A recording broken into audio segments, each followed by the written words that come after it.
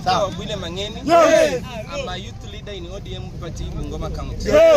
We are here to state categorically that as young people of Bungoma County, we are fully behind our very own son, Sifuna.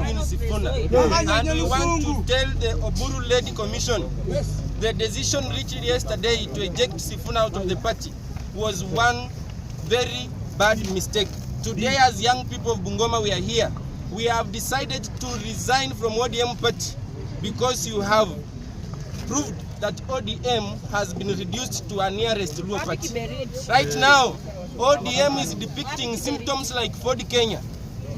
ODM has reduced from a national party to a Luo party. We want to tell you, Bro Odinga, Pamba, you are not welcomed in Western Kenya. We are waiting for you eagerly for the much awaited meeting of Bungoma. We want to tell you,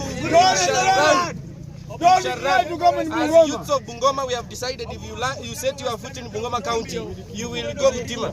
And we have also decided ODM was led by Sifuna. When Raila Baba Amolo Odinga died, he left the mantle to Sifuna.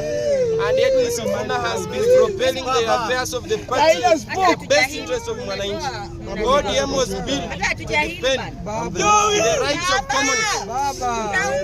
And today, we are with Sifuna, and where Sifuna will tell us to go, we shall follow. And we are telling William Ruto, Kwamba, you may have succeeded in buying few members of ODM, but you will never succeed in buying Kenyans. We today maintain our firm stand.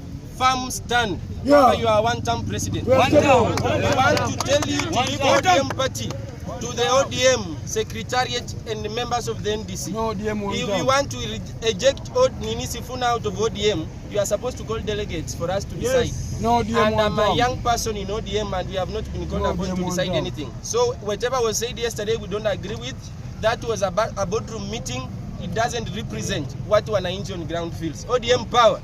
Sifuna power. No Sifuna. No ODM. No Sifuna. No ODM.